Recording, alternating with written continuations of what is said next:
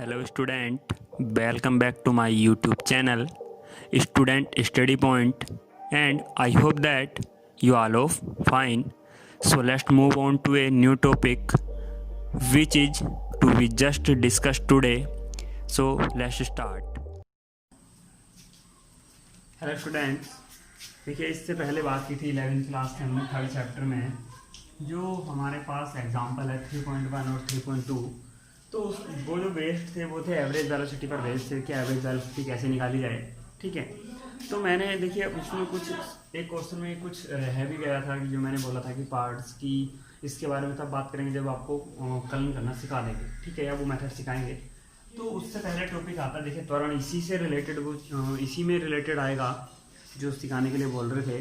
ठीक है, तो इस टॉपिक के बाद वो पूरा जो कलन मेथड है वो आपको सिखाएंगे। ठीक है, तो बात करते हैं देखिए त्वरण की यानी एस्केलेशन की। तो होता क्या है इसके बारे में बात कर लेते हैं पहले। ठीक है, तो एस्केलेशन क्या होता है कि आपने देखा होगा कि टाइम के साथ साथ क्या होता है, वेग घटता है बढ़ता है। ठीक है, यानी जो वेलोसिटी होती है हमारी, स्पीड होती है, वो क्या होती है, वो कभी कभी बढ़ती है कभी कभी घटती है समय के साथ। तो समय के साथ जब वेलोसिटी में चेंज होता है तो वो क्या कहलाता है, त्वरण कहलाता है। हम ऐसे नहीं बोलते कि एस्केलेटर बढ़ा दो, एस्केलेटर कम कर लो, बाइक वगैरह चलाते हुए, कार वगैरह चलाते, तो उसी से मतलब है।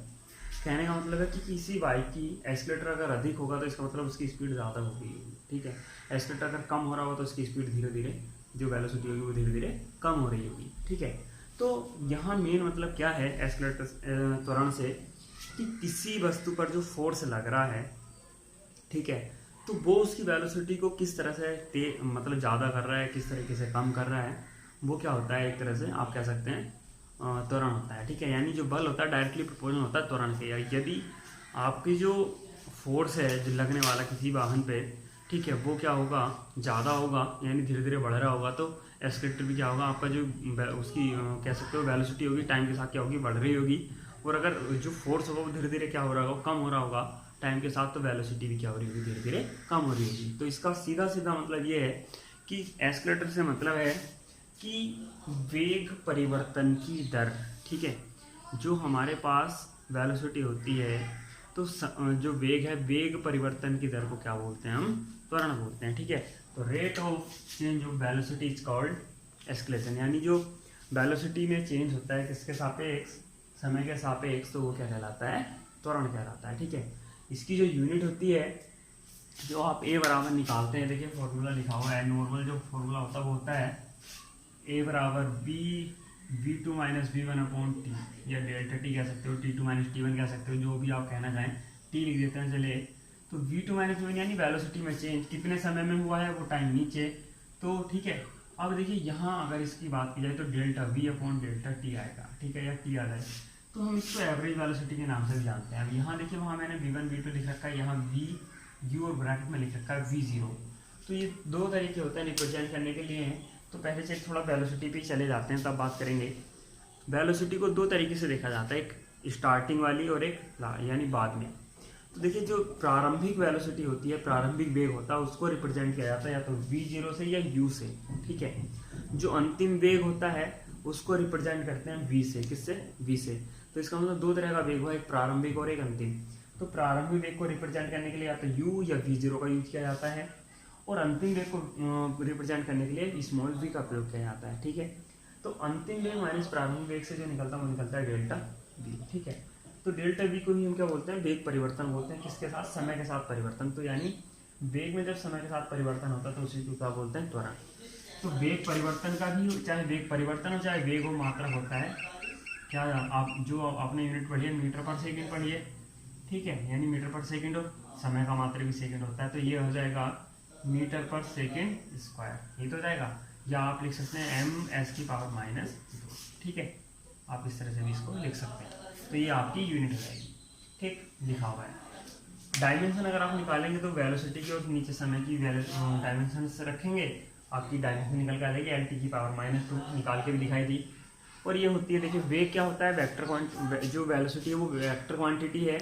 तो वेलोसिटी में ही तो टाइम के रिस्पेक्ट में चेंज हो रहा है, तो इसलिए ये भी क्या होगी, एक वेक्टर क्वांटिटी ही होगी। ठीक है, यानी इसकी जो डायरेक्शन होगी वो दो तरीके से हो सकती है कि वैसे तो देखिए जो इसकी डायरेक्शन की हमेशा फोर्स की डायरेक्शन में होती है। यदि फोर्स जिस दिशा में फोर्स लग रहा है, ठीक है, अधिकांश उसी डायरेक्शन में होती है। तो अगर फोर्स आपको किसी वस्तु का एक्सलेट यानी किसी की वेलोसिटी बढ़ा रहा है, तो इसका मतलब उसमें त्वरण भी क्या होगा, बढ़ रहा होगा, त्वरण उसी दिशा में होगा।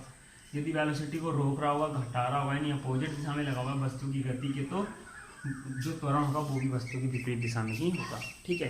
तो आप कह सकते हैं नॉर्मली कि फोर्स की डायरेक्शन क्या होती है, त्वरण की डायरेक्शन होती है। आपने एक फॉर्मूला पढ़ा भी होगा 9th वगैरह की क्लासों में, F बराबर m में, F बराबर m में, तो F is directly proportional to A, यानी जैसे जैसे जो इफेक्ट F पे होगा वही इफेक्ट किस पे होगा, A पे होगा, ठीक है।